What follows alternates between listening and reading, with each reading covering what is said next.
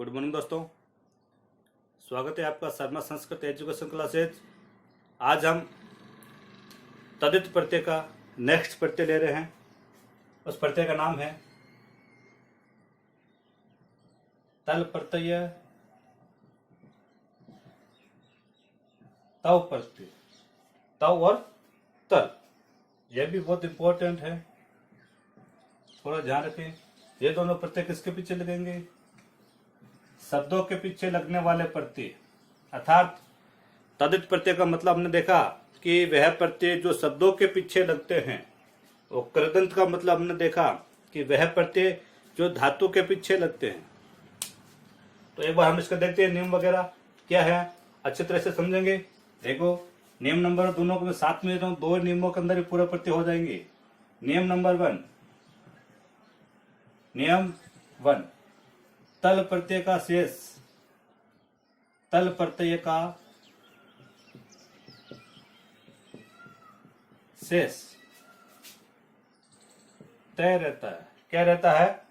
तय रहता है। लेकिन यह कहता है कि जो तल प्रत्यय हैं स्त्रीलिंग में चलते हैं। स्त्रीलिंग में चलते हैं तो तल प्रत्यय में तय के पीछे टाप की मर, स्त्री प्रत्यय में चलते हैं कि टाप प्रत्यय। तो टाप प्रत्यय करेंगे तो इसका शेष हमें क्या दिखाई देता है? ता दिखाई देता है। इसका विशेष ध्यान रखेंगे कि तल प्रत्यय का शेष ता दिखाई देता है और तल प्रत्यय स्त्रीलिंग में चलते हैं। तल प्रत्यय और तव प्रत्यय के ऐसा अर्थ देखा जाए तो होता है उसके अर्थ में या उसके भाव, तस्य भावस्तल, उसके भाव अर्थ में तल प्रत्यय का प्रयोग होता है। और दूसरा नियम, उसी प्रकार तव प्रत्यय का शेष ले लो। तव प्रत्यय का शेष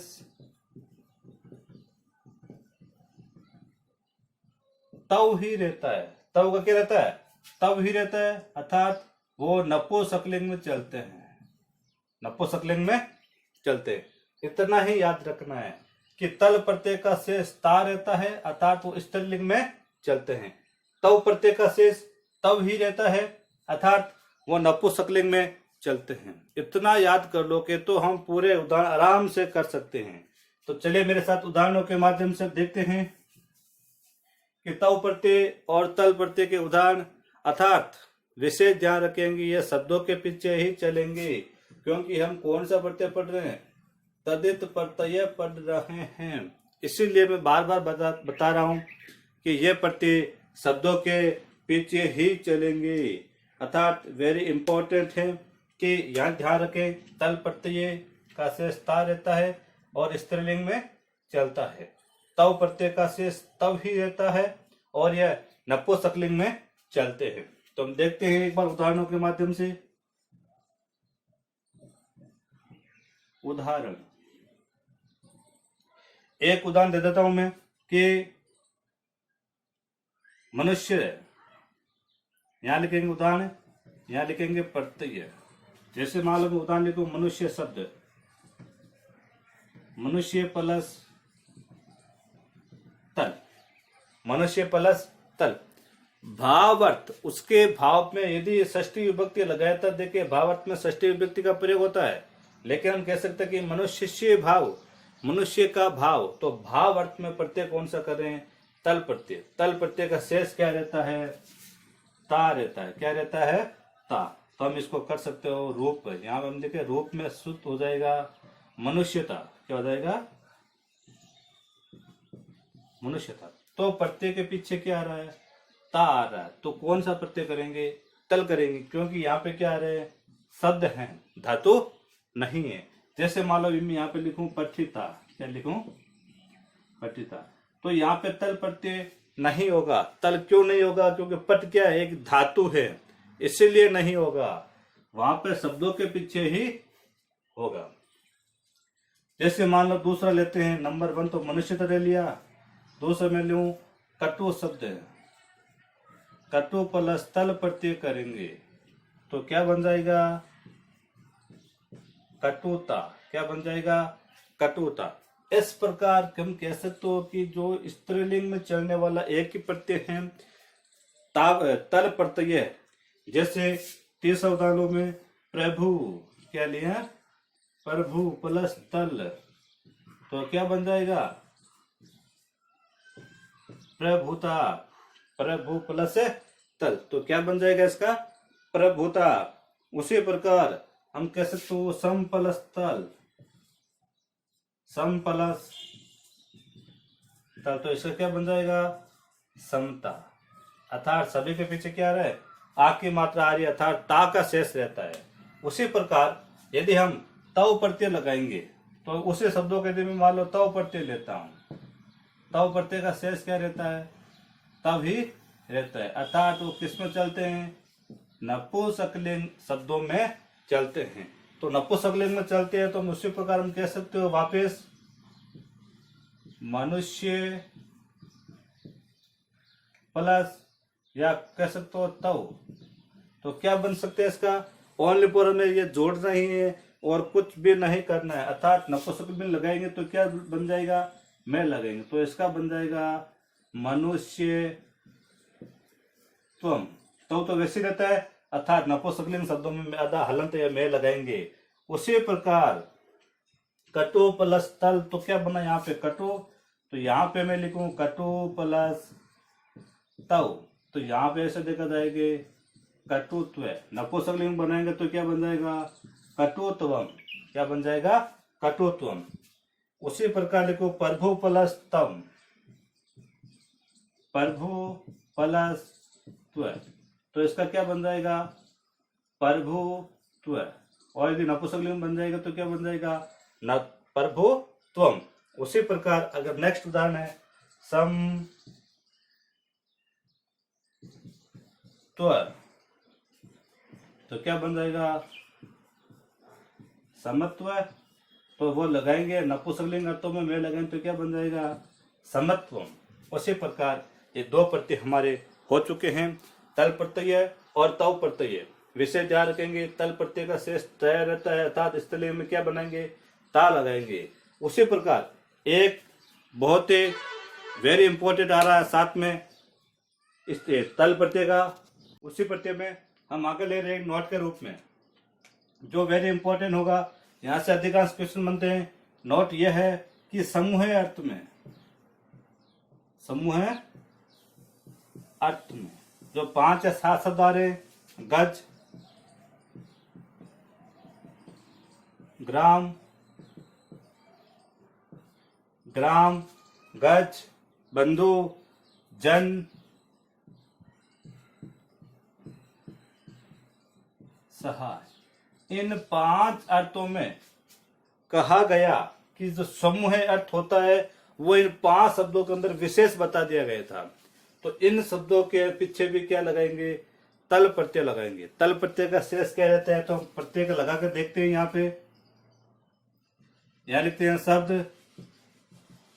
प्रत्यय, शब्द और प्रत्यय। इन सभी प्रत्ययों के पीछे एक ही प्रत्यय लगेगा, तल प्रत्यय, और तल का शेष क्या रहता है? ता रहता है। यहां लिखेंगे शब्द। जैसे मैं लिखूं ग्राम, क्या लिखा? ग्राम प्लस तल, तो क्या बन जाएगा? ग्रामता, क्योंकि गांवों का समूह है। दूसरा लिखा हमने बंधु प्लस तल, तो क्या बन जाएगा? बंधुता। तीसरा जन प्लस तल, क्या बन जाएगा? जनता। सहाय प्लस तल, तो क्या बन जाएगा? सहायता। अब मैं जो आपको एक क्वेश्चन बता रहा हूं, तो क्वेश्चन का विशेष इंपॉर्टेंट वेरी वेरी ध्यान रखेंगे, क्योंकि हर बार यहां से क्वेश्चन मिलता है। यह सब बताया गया है कि ग्राम, बंधु, जन, सहायता शब्दों के अंदर तल प्रत्यय का प्रयोग होगा, लेकिन ये तो क्या विशेष स्पेशली बता दिए गए हैं। जैसे मेरा एक क्वेश्चन है कि निम्न में से भिन्न है, निम्न में से भिन्न है, या फिर असत्य है या सही नहीं है। जैसे मैं नंबर 1 लिखूं सहायता, जनता, मनुष्यता, बंधुता, एक तो भिन्न हो सकता है, और दिन में ऐसा भी पूछ सकते हैं निम्न में से तल प्रत्यय युक्त शब्द नहीं है। हालांकि तल प्रत्यय तो चारों शब्दों में ही है, लेकिन ये 3 शब्दों का विशेष स्पष्ट बताया गया कि सहायता, जनता और बंधुता। तो यहाँ पे जो मनुष्यता सब तल प्रत्यय तो है, लेकिन एक शब्द क्या है, भिन्न के रूप में लिया जा रहा है। क्यों लिया जा रहा है? क्योंकि 3 शब्द अलग हैं, एक के शब्द अलग हैं। तो यह हमारे प्रत्यय हो गई तल प्रत्यय है और तव प्रत्यय। तल प्रत्यय का शेष तय रहता है। स्त्रीलिंग में हम बनाएंगे तो क्या लगाएंगे? ता। आ की मात्रा मतलब टा प्रत्यय जोड़ेंगे तो बन जाएगा ता। और तव प्रत्यय का शेष तव ही रहता है, अर्थात वो नपुंसकलिंग शब्दों में चलते हैं। अब आप इसका स्क्रीनशॉट ले सकते हैं एक बार अच्छी तरह से। अगला प्रत्यय ले रहे हैं तरप प्रत्यय और तम प्रत्यय।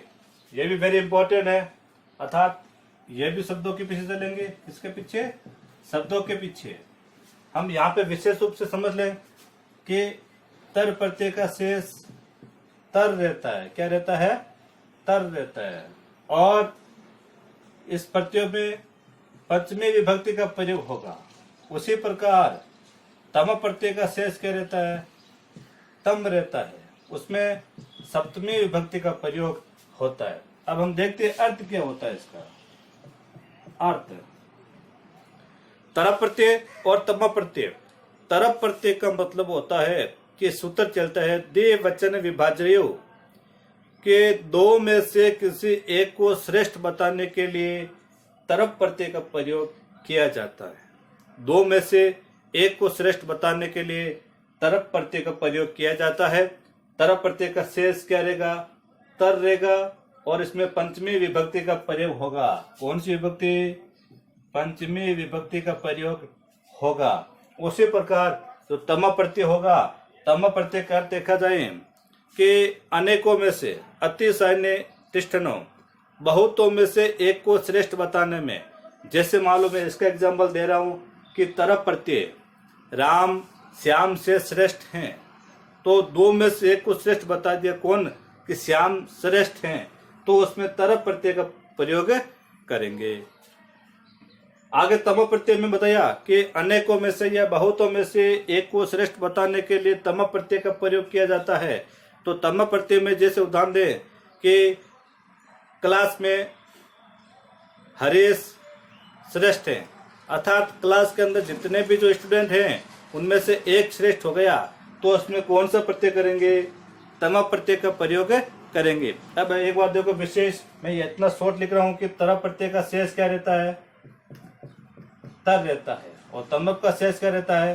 तम रहता है। विभक्ति कौन सी होती है इसमें? पंचमी, इसमें षष्ठी। अर्थात ये प्रत्यय तीनों लिंगों में ही चलते हैं, पुल्लिंग, स्त्रीलिंग और नपुंसकलिंग।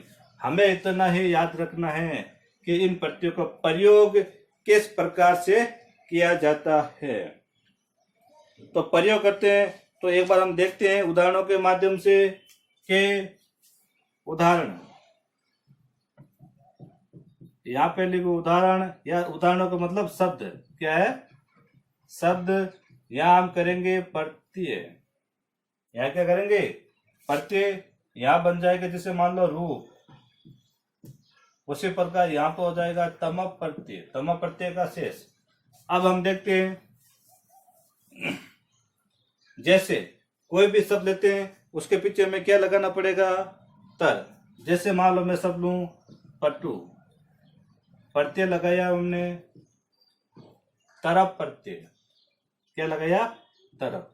तो तरप प्रत्यय का शेष क्या रहता है? तर। तो इसका क्या बनेगा? पटुतर। तीनों लिंगों में चलते हैं, तो अर्थात पुल्लिंग में देखा जाए तो क्या बनता है? पटुतरे। स्त्रीलिंग में पटुतरा। नपुंसकलिंग में पटुतर। कर सकते हो। उसी प्रकार दूसरा श्रेष्ठ तरप। तरप का शेष क्या रहता है? तर। तो हम इसको कैसा भी कर सकते हो? श्रेष्ठ तरह। स्त्रीलिंग में श्रेष्ठ तरा। नपुंसकलिंग में श्रेष्ठतरम कर सकते हैं हम अच्छी तरह से। अर्थात ध्यान इतना ही रखना कि तरह प्रत्यय का शेष तर रहता है। अर्थात पंचमी विभक्ति का जब प्रयोग होगा शब्दों में, जैसे रामे मोहनाथ श्रेष्ठतर, राम मोहन से श्रेष्ठ है, मोहनाथ मतलब वहां पे हमने पंचमी विभक्ति का प्रयोग किया। हमें यहाँ पे इतना ही याद रखना है कि इन प्रत्यय का शेष ये रहता है, अर्थात ये तीनों लिंगों में चलते हैं। दो उदाहरण और लेते हैं हम, उनसे पूरा आपको समझ में आ जाएगा कि कौन कौन से वो उदाहरणों के माध्यम से किस प्रकार से हैं। जैसे मैं दूसरा ले रहा हूं, सुंदर, सुंदर तरफ, सुंदर प्लस तरफ, तो इसको क्या करोगे आप, सुंदर तरह, सुंदर तरह। उसी प्रकार स्त्रीलिंग में क्या बन जाएगा, सुंदर तरह। और नपुंसकलिंग में सुंदरतम। तो हमें यहाँ पे ये लिखने की आवश्यकता नहीं कि हमें यहाँ से जो क्वेश्चनों के जो आंसर है वो यहीं से मिलेंगे। उसी प्रकार मैं सब लिखूं, दीर्घ प्लस तरफ, तो यहाँ पे क्या बन जाएगा, दीर्घ तरह। क्या बन जाएगा, दीर्घ तरह, दीर्घ तरह, दीर्घतरम। अब जो वेरी इंपॉर्टेंट आ रहे हैं उसका सभी विशेष अच्छी तरह से ध्यान रखेंगे। तो किस प्रकार से आ रहे हैं शब्द हैं, बृहत प्लस तरफ। अब देखो यहाँ पे हलंत आधा ते आ रहा है, तो यहाँ पे लिखते समय डबल ते का लिखेंगे, बृहत तरह। यहाँ का विषय ध्यान रखेंगे, शुभ और अशुभ में पूछ सकते हैं कि यहाँ पे एक तो ऐसा नहीं देकर ऐसा भी दे सकते हैं, तो ये सही होगा वो गलत होगा। तो इसका बन जाएगा बृहत्र, बृहत्रा, बृहत्रम। उसी प्रकार तम प्रत्यय के उदाहरण देखे जाए तो उसमें पीछे क्या लगाना पड़ेगा, तम लगाएंगे। तम प्रत्यय में देखा गया कि तम प्रत्यय का शेष क्या रहता है, तम रहता है। तो वही वापिस उदाहरण लेके देख सकते हो कि लघु, लघु तम, तम का शेष क्या रहता है, तम ही रहता है। तो हम कह सकते हो लघुतम। स्त्रीलिंग में लघुतमा, नपुंसकलिंग में लघुतमम। हम पूरे नहीं लिखे ओनली फॉर पुल्लिंग शब्दों का विशेष याद रखेंगे। दूसरा श्रेष्ठ तमप, तो क्या बन जाएगा उसका, श्रेष्ठतम। स्त्रीलिंग में श्रेष्ठतमा, नपुंसकलिंग में श्रेष्ठतमम। उसी प्रकार जैसे दूसरा शब्द लेते हैं कि सुंदर तमप, तो इसको क्या बन जाएगा, सुंदरतम है। क्योंकि प्रत्यय का शेष क्या रहता है, तम, तो सुंदरतम है, सुंदरतमा, सुंदरतमम। इस प्रकार हम बहुत सारे और शब्द ले सकते हो। 3 शब्द मैं आपको और लेके बता देता हूं किस प्रकार से होते हैं। जैसे मान लो मैं लिखूं अल्प, अल्प का मतलब क्या होता है, थोड़ा, तमाम, तो इसका क्या बन जाएगा, अल्पतम, अल्पतमा, अल्पतमम। इस प्रकार ये शब्द बन जाएंगे। और लास्ट उदाहरण में आपको एक और दे देता हूं कि